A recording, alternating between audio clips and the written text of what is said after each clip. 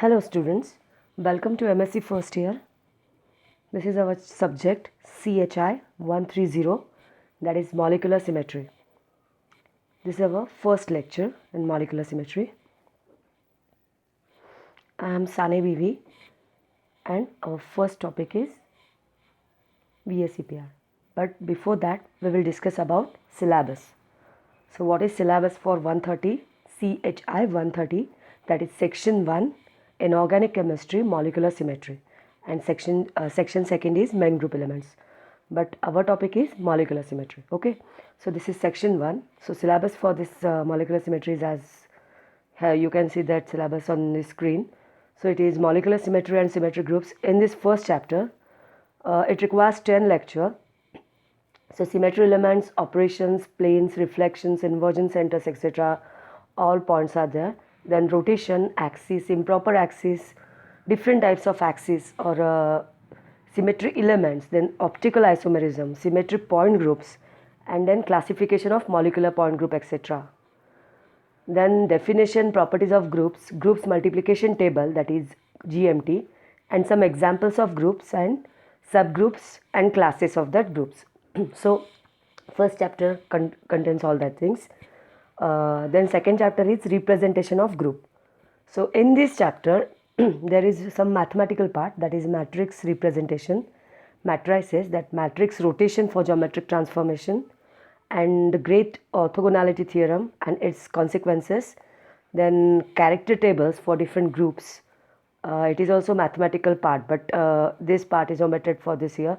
So next point is wave functions and irreducible representation. Then third chapter is symmetry adapted linear combination, that is SALC, symmetry adapted linear combination, which contains projection operators and the use of construct SALC, that is symmetry adapted linear combination. Then that construction of SALC for sigma bonding for molecular belonging point group. There are different point groups, that is D2H, D3H, D4H, C4V, tetrahedral and octahedral. Then normalization of SALC, then transformation properties of atomic orbitals, molecular orbitals for sigma bonding, ABN molecule, different types of AB4, AB6, octahedral or different cases. So this chapter requires 4 lectures. The next one is application of group theory to infrared spectroscopy. This is actually a new chapter, that is introduction about that chapter. Then selection rule, there is selection rule is also there. Then polyatomic molecules, possible vibrations in a linear molecule, bending modes, different types of bending vibrations, symmetry of vibrations and their IR activity. Then group vibration concepts, its limitations, IR spectra, which is related to symmetry of some compounds. Then IR spectra of some complex compounds are also there in this chapter, which requires 4 lectures. So here are some references, that is chemical applications of group theory, that from by F.A. Cotton. Then one more important book is Veera Reddy book, that is symmetry and spectroscopy. It is also very interesting or important book. Shaver Atkins and P.K. Bhattacharya is also good books for symmetry, molecular symmetry. So here are some list. There are 6 books or 6 reference books, which is we can use that books for molecular symmetry. Okay, so our first point is VSEPR theory. What is VSEPR theory? Actually, this VSEPR theory is very essential for molecular spectroscopy. So before that, or before point group or first chapter, we will discuss what is VSEPR. So it is valence shell electron pair repulsion. The VSEPR theory can be applied to each resonance structure of a molecule. The strength of the repulsion is strongest in 2 lone pairs. If there are 2 lone pairs, then the strength of the repulsion is strongest, and weakest in 2 bond pairs. If there are 2 bond pairs, then repulsion is weak. If electron pair around a central atom are closer to each other, if central atom having electron pairs and which are closer to each other, they will repel each other. Okay, so VSEPR theory is used to predict the shapes of the molecules from the electron pairs that surround the central atom of the molecule. The theory was first presented by Sidgwick and Powell in 1940. So VSEPR theory is based on the assumptions that the molecule will take a shape such that electronic repulsion in the valence shell of that atom is minimized. So it is VSEPR theory. Our next point, which is also related to VSEPR theory, are bond pair and lone pair. If bond pair is there, then there is a shared electron pairs like this, and in bond pair means if there are two bond pairs, so the two bond pairs repel, two bond pairs having less repulsion in between two bond pairs. But if there are lone pairs, what is lone pair? That lone pair is unshared electron pairs. So if lone pair is present, so it that lone pair shows more repulsion. If two pairs are there, if bond pair or bond pair, the repulsion between two bonding pairs are less, but the repulsion between two lone pairs are more, and repulsion between bond pair and lone pair are in between bond pair and lone pair, that is medium repulsion. Means least repulsion or less repulsion is in between two bond pairs, and if there are two lone pairs, then the repulsion between that lone pairs is more as compared to this bond pair. Okay, so what is exactly bond pair and lone pair? That is bonding and ion pairs. A pair of electrons in a covalent bond are called a bonding pair. Pairs of electrons that are not involved in bonding are called lone pairs. So here it is ion, which gives some bond pairs. It is that oxygen is directly bonded to hydrogen. So one more central oxygen is there. Two hydrogens are attached through bonding pair, and there is one. There are two lone pairs are there. So in this structure we can see what is exactly bond pair. The bonding between OH is bond pair, and there are two lone pairs on that central oxygen. Then next one is electron pairs are cloud of negative charge. So there is mutual repulsion between them. So if there are two electron pairs, then mutual repulsion between two electron pairs are more, and forcing them as apart as possible. So because of more repulsion, it's forcing them as far apart as possible. This means the number of electron pairs around a central atom or atoms determines the basic shape of that particular molecule. Okay. So our next point, there are three formula for total, how to calculate TEP, that is total electron pairs. Then second one is total bonding electron pairs around central atom, and third one is lone pairs of electron around central atom. So by using first formula we can calculate TEP, that is total electron pairs.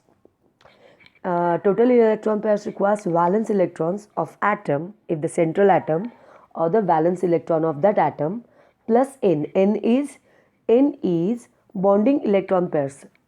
How many bonding electron pairs are there, or ligands which is attached to, or ligands directly attached to or bonded to central atom. So that is n divided by 2. So TP, we can calculate TP is equal to valence electrons of atom plus n is bonding electron pair or ligands attached to central metal, divided by 2 is TP. In our next formula, that is total bonding electron pairs around the central atom, which are ligands. So bonding electron pairs is equal to n. And third formula, that is lone pairs. How to calculate lone pairs? So lone pairs of electrons around central atom is equal to lone pairs is equal to total electron pairs, that is first TEP means total electron pairs. So that total electron pairs we can calculate by this first formula. So lone pair is equal to total electron pairs, that is TP, minus bonding electron pairs. That bonding electron pairs is the bonding electrons or the ligands which is attached to central cation.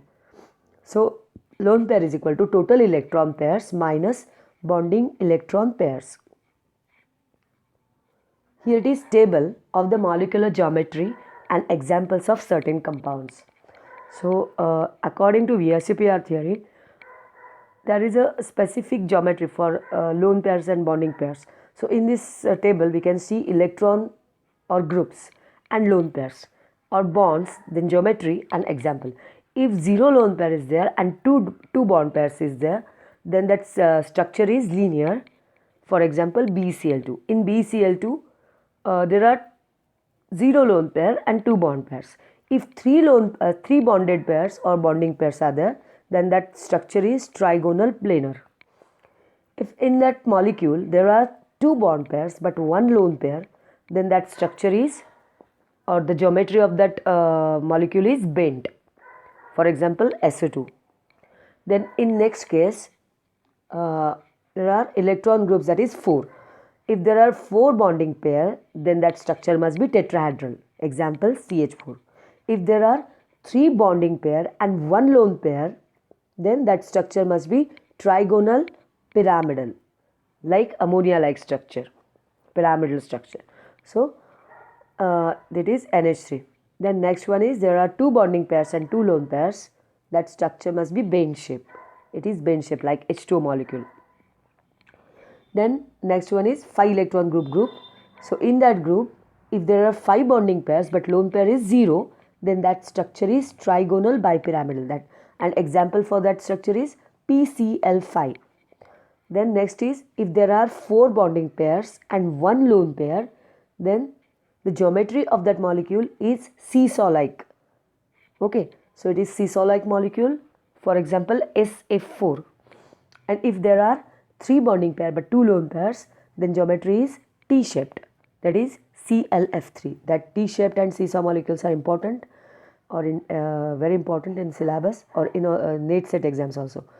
Next is if there are 2 bonding pairs and 3 lone pairs, so that molecule having similar geometry like linear. So that molecule must be linear. For example, I3 minus.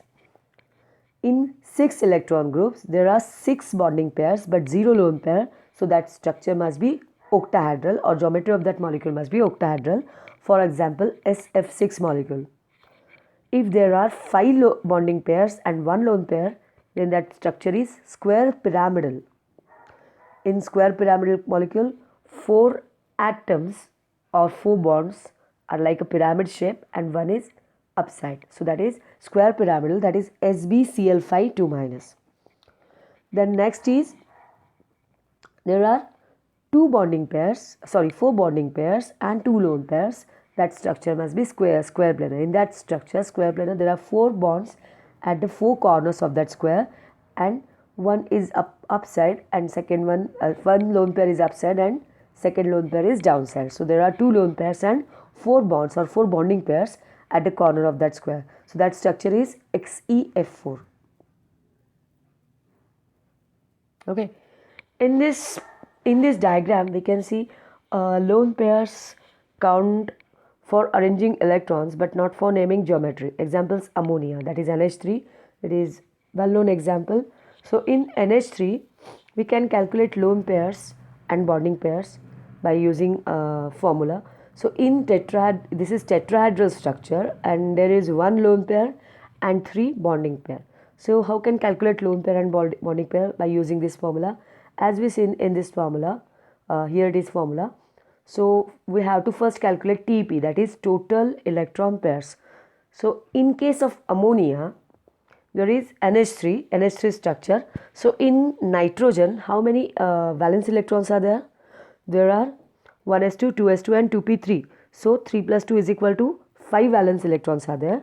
So valence electrons is equal to 5 plus n means number of bonding electrons. There are NH3 means 3 hydrogens are directly attached to nitrogen.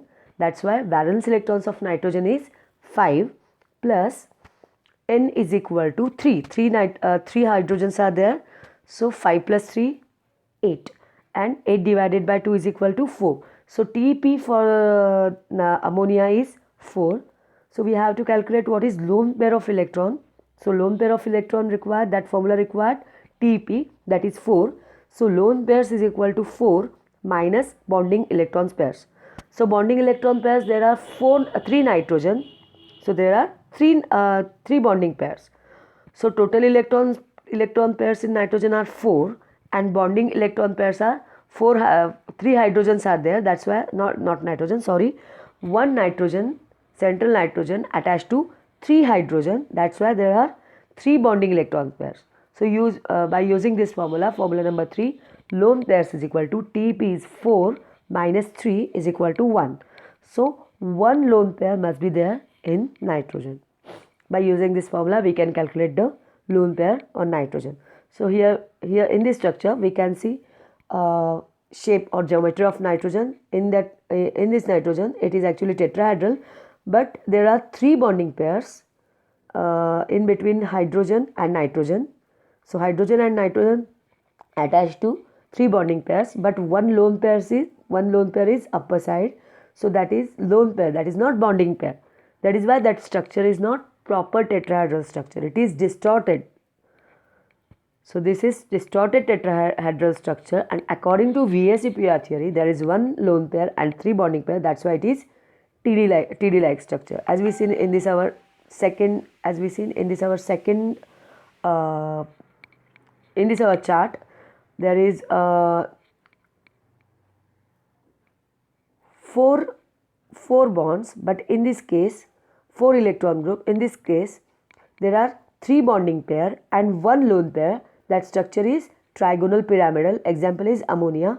So now in case of ammonia there are 3 bonding pairs and 1 lone pair. Okay. So in next point, bond angles are squeezed to accommodate lone pair. So in case of CH4, okay, first structure is CH4, second is NF3 and last one is H2O. So in case of CH4, here it is bond angle between hydrogen, carbon and hydrogen is 109. Okay, because lone pair is not there. In another case, bond angle decreases because bond angles are squeezed to accommodate lone pairs, because in case of NH3, second structure here it is NH3 molecule, and in NH3 there is one lone pair at the upside. Okay, so that bond angles are squeezed to accommodate lone pair. And in third structure there is H2O. In H2O case there is 2 lone pairs. That is why there are 2 lone pairs and 2 bonding pairs.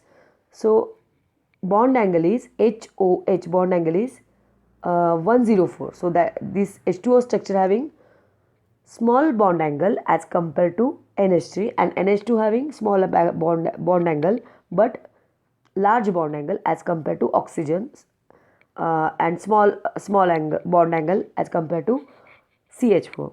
Okay, because of lone pairs. In this structure, effect of lone pairs electrons on the molecular shape and bond angle. The molecules below have 4 electron pairs surrounding the central atom.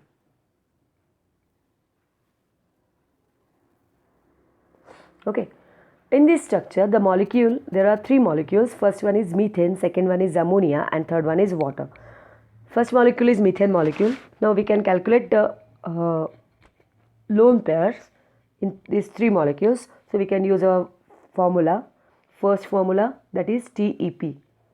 By using this total electron pair, so valence electron atoms plus bonding electron pairs divided by 2, we can calculate TEP, and lone pairs is equal to total electron pairs, that is first TEP, minus bonding electron pairs. Okay, so by using this formula we can calculate for CH4. So that central atom is carbon, and carbon having how many valence electrons? That is 1s2, 2s2 and 2p2. So there are 4 valence electrons in carbon, and there are 4 atoms which is directly attached, 4 hydrogens which is directly attached to central carbon. That's why valence electrons of carbon, that is 4 plus bonding pairs are 4. So 4 plus 4 is equal to 8, divided by 2 is equal to 4. So that 4 atoms, and what is third formula? Lone pair. How to calculate lone pair? Total electron pairs. The total electron pairs are 4 minus bonding electron pairs. There are 4 hydrogen attached to central C central C. That's why 4 minus 4 is equal to 0. Okay. So in this case of methane, there is 0 lone pair and there are 4 bonding pairs. So in second case, or in case of ammonia, central central atom is nitrogen. So valence electrons of that nitrogen is 1s2, 2s2, 2p3. Valence electron are 3 plus 2 is equal to 5.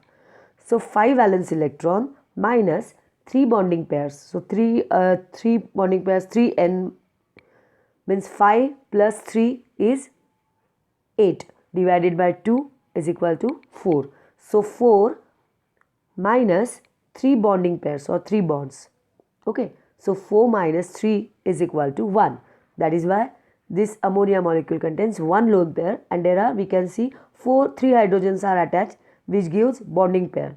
So 3 bonding pair and 1 lone pair is there. That's why it is pyramidal like structure. Then next one is water molecule. Water molecule central metal or central atom is oxygen. Electronic configuration is 1s2, 2s2, 2p4. So valence electron are 4 plus 2, 6. 6 valence electrons and 2 hydrogens are attached. So 6 plus 2 is equal to 8 divided by 2, it is 4. So Tp is equal to 4 in case of H2O. So Tp minus 2 bond pairs are there, that is 2 hydrogens are attached. So 4 minus 2 is equal to 2. So in this case of water, there are 2 lone pairs and 2 bonding pairs. As we can see in our chart, there are 2 lone pairs and 2 bonding pairs. That structure must be bent like H2O. So we can calculate lone pair of electrons by this VACPR theory, by using this theory. That is why this theory is very important. Then next is effect of lone pair electrons on the molecular shape and bond angle. So as we have calculated already, we have calculated the lone pair of electrons. Now this is another molecules, like in this molecule phosphorus molecule is there. So PCl5.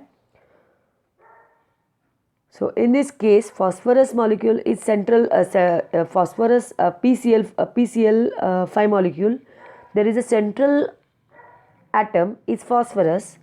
So valence electron for phosphorus, it is that phosphorus belongs to nitrogen group, and electronic configuration is valence electrons are 3s2, 3p3. That is why 3 plus 2, 5 valence electrons are there, plus 5 bonding electrons. N is equal to 5. So 5 plus 5 is equal to 10 divided by 2 is equal to 5.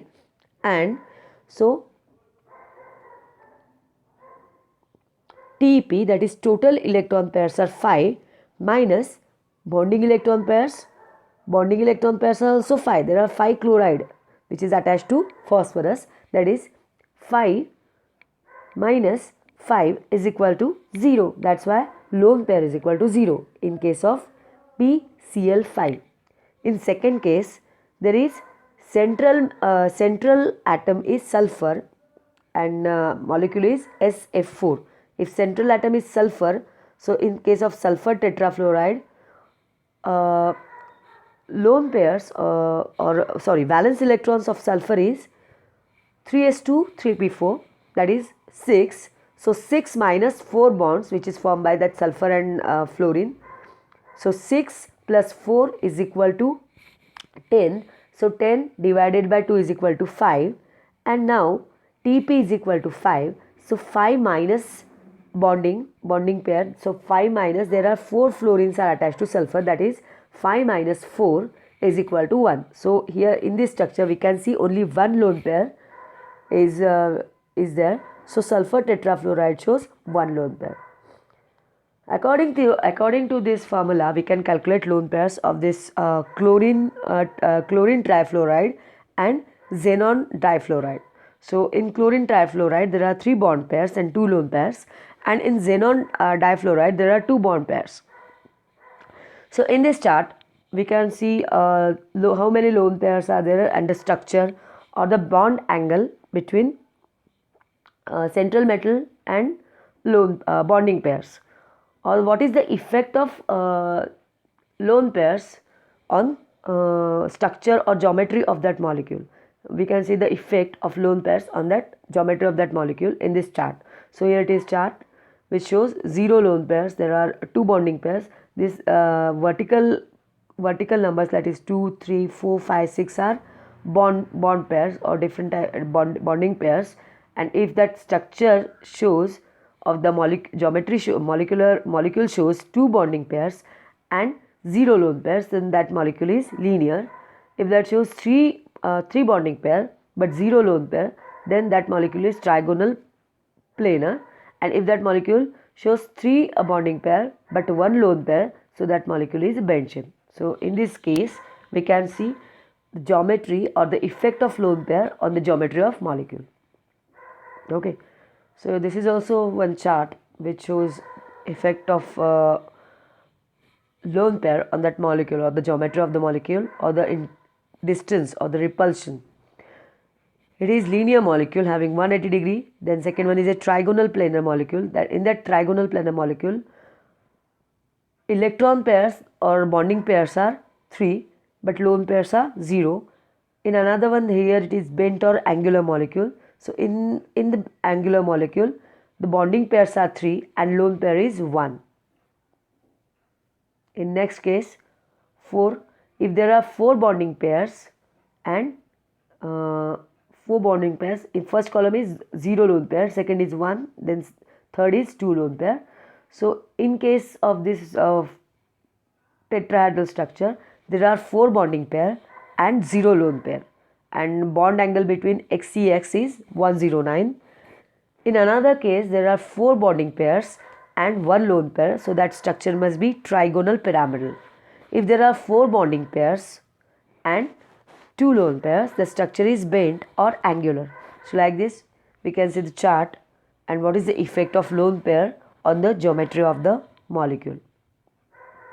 Here is also one chart which gives hybridization of different molecules like CO2, CS2, BCl2, HgCl2. So all these molecules belongs to linear geometry, or all these molecules shows linear geometry. And bond angle between CO2, that is bond angle between central atom to bonding pair is 180 degree. So in this chart we can see sp, sp2, sp3, sp3d, sp3d2 and sp3d2 hybridizations. Their molecular geometries, how many lone pairs are there, then approximately bond angle degrees between bonding pairs and central atom, then number of lone pairs, then molecular geometry, and approximately bond angle degree. And there are some examples of molecules which shows different types of hybridizations and geometry. Okay, so thank you.